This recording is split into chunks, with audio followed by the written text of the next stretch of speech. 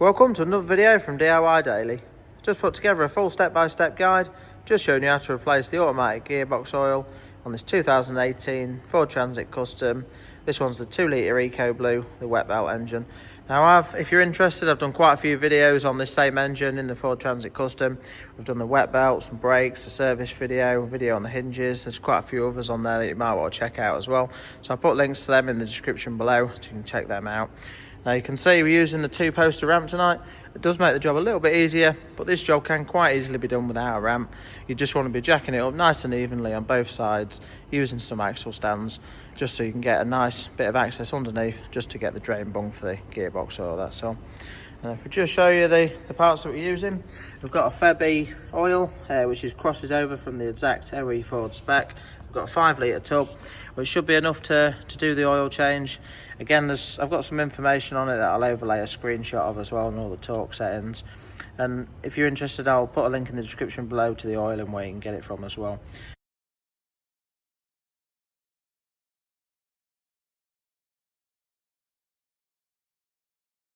They do say for a full gearbox overhaul, the full capacity is 10.8 litres, but when you're doing an automatic gearbox oil change, you never get anything like that amount out. The amount that they do say for a oil change is 5.3 litres, but I've never had more than 5 litres out of one. It's normally about 4.5 litres, but we'll be measuring it as we're dropping it out to check that anyway. So, but yeah, we'll run you through all that as we get going with it. Well, yeah, we'll just show you, just coming under the bonnet. So we've just got the automatic gearbox just located down here. And as far as auto box oil changes go, these are actually really straightforward and nice to do. It's got a dipstick, which you don't often get with automatic gearboxes. And you can just see, basically, all we're going to need to do to start with, just got the little breather there, which is just on the cap. If we just pull that out there, that's got the dipstick on it. And just before we send it up in the air, we're just going to pull that off, just so it allows it to, it'll just help the oil just run through a little bit better. But yeah, all we're going to do now is just get the vehicle up in the air. We'll just show you where the drain bung's located, get the oil out of it, then we can run you on for it to get it all swapped over, just running it through properly and just getting it up to the right temperature, just to check the level correctly.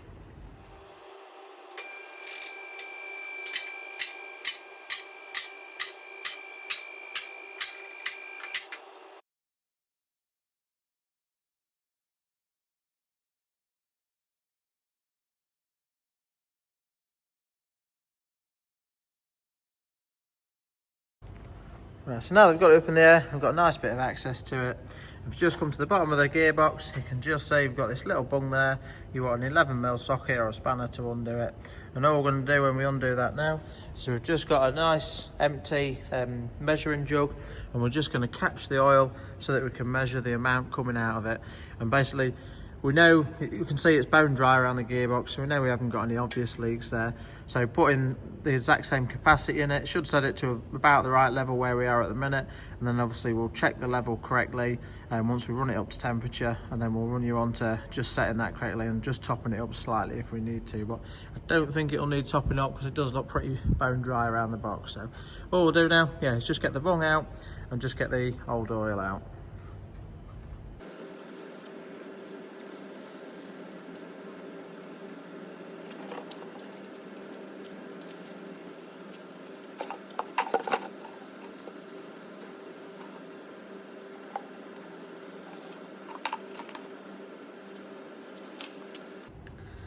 Well, that's the drain bung out. You can just see it looks nice and clean. There's not a lot of crap all over it or anything. I'm just going to set that aside now. Then when it comes to refitting it, we'll just run you through the torque setting. We'll just allow the gearbox oil, just speed through and skip through this bit, but we'll allow it to drain for a good 5 minutes.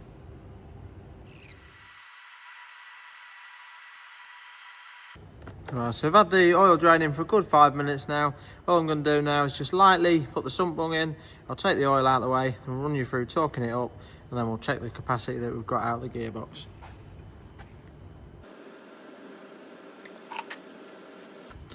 Right, so the torque setting for the drain bung is 12 Newton meters. Now if you're not torquing it up, 12 Newton meters isn't that much. It's quite a light nip really.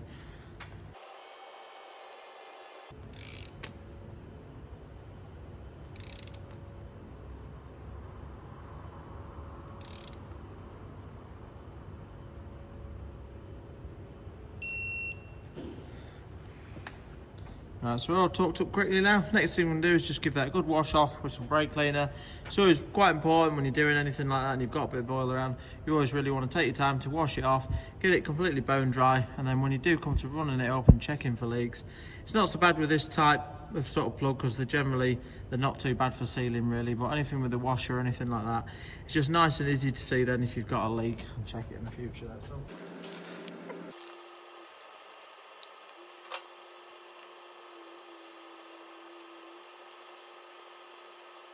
And just say it's nice and bone dry now, and all I'm going to do is just put a little paint mark on it just for reference so that you see it's nice and easy to see as well. It's always just worth doing this so that you can just check it and it'll be nice and easy to see if it has ever come loose. So but very confident I'm not going to have any issues there, but it's just good practice to do that sometimes. But yeah, that's that done now, so we're all nipped up there. Next thing we can do is just check the oil that we got out of the box. So if you just have a look at the jug, you can just see, I reckon we're roughly at about, I'd have said about 4.3 litres there. And all I have done, just with a marker as well, is just put a little mark on there. So all I'm going to do now is just get rid of the old oil, then we'll fill this up to that marker there with the new oil, and then we'll drop the vehicle back down and get it filled up, and then go on to checking the level correctly after that. So let's just get that swapped over.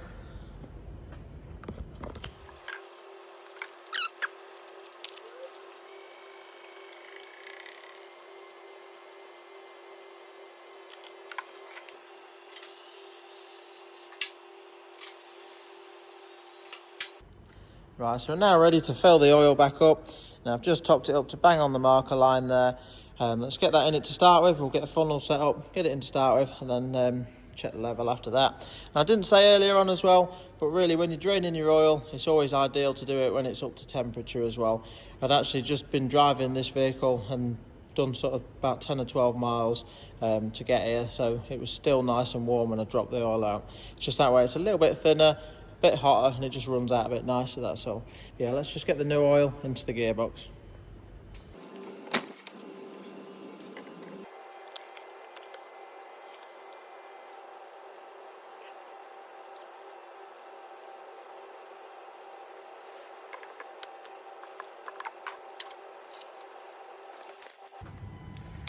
So we're all topped up now. I've just put the cap back on for now. Next thing I'm going to do is just get in the vehicle. I've just plugged the diagnostic machine into it, but we're just going to do a quick scan, check the data on there so that we can check the gearbox temperature. Then we'll just run you through what to do to just run it through the gears so that we can get an accurate level check. So we'll just hop inside now. So I've just got the top done Phoenix Light 3. We've already just plugged it in, but I haven't run through a scan yet, so we'll just have a quick flick through. Just make sure we ain't got any faults in there.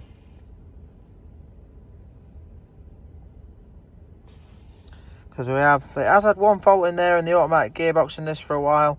Something to do with the power shift or something like that. Something I might have to look into one day, but I'll just check and see if the fault is still there and just run you through what it is if it's there as well. So the main reason we're putting the diagnostic machine, hooking it up to it today though, is just we want to check the automatic transmission oil temperature. To get a really accurate reading on it, you should really have the gearbox oil temperature between 82 and 93 degrees it is. So, but yeah, we'll run you through that once we find the data for it.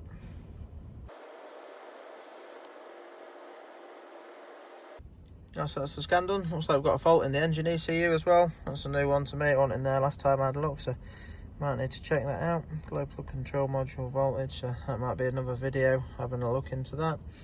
And yeah, it's still got this fault there in the transmission control module pump signal range performance fault. So again, might put another video together in the future if we get around to looking at that as well. But just for now, just try clear both them two faults, just see if they will actually clear out. I'm sure I've cleared this one in the transmission module a few times and it just comes back. But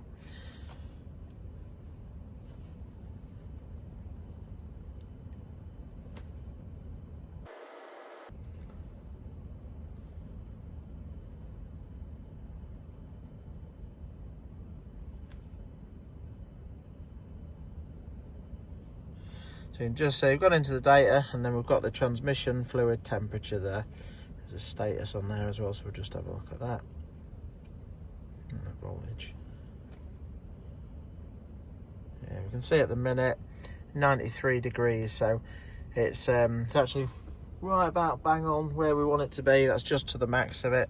So all we're going to do now is just start it up and just run it through the gears, just to get the oil worked around properly, just to get a level. So what we're going to do is basically just start the vehicle up.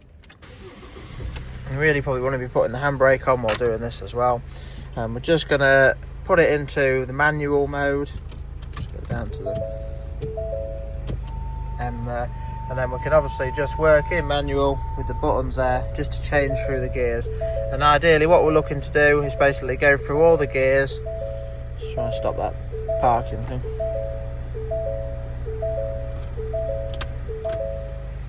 Basically go through all the gears, and we'll hold it in each gear for about 10 seconds. Right, so just ran it all through all the gears, just holding it in the gear for about 10 seconds in each. Now we're going to check the level, and to check the level you do want to be leaving it running in park. So just hop out now and make sure the level's okay. Right, so I nearly slipped up there. I didn't quite realise, never looked at the machine properly, that it's actually reading in Fahrenheit. I normally have this set on Celsius, so it just twigged quickly when I went outside. I thought it was a bit strange that it was nearly there up to temperature already. Obviously I'd been driving the van earlier on and I'd got it warm, but I wasn't really expecting it to be quite up to temperature already. Most gearbox oils do need to be, on auto boxes, do need to actually be quite hot to check the level properly rather than just warm. So you can see, yeah, it's 82 to 93 degrees Celsius, which this is reading in Fahrenheit. So to get it to the right range in Fahrenheit, really that's between 180 and 200. So the main thing is it do really need to be hot when you're checking the level on these. So yeah, we're just going to get that a little bit hotter now, and then we can check the level correctly.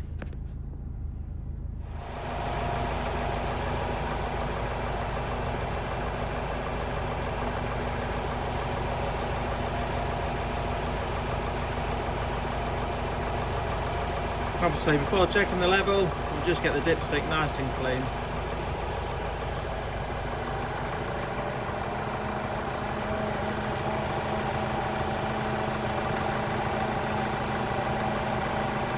So you can just see at the minute, we're actually, I don't know if you can quite clearly see that, but we're just there, just on the minimum. So we are going to top the level up, and then we'll recheck it after that.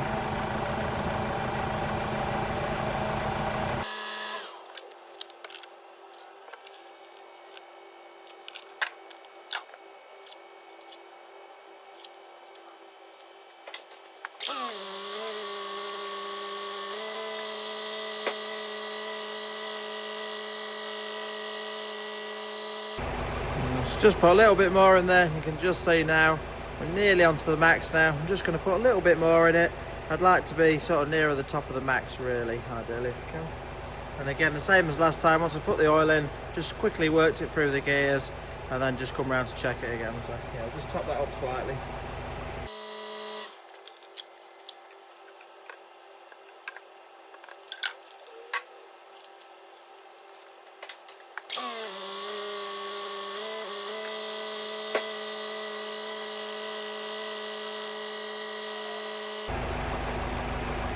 As you can just see now, it's about perfect where we're on it, really, just below the max line. So dead happy at that. I'm just going to turn the engine off quickly now, just to finish the video.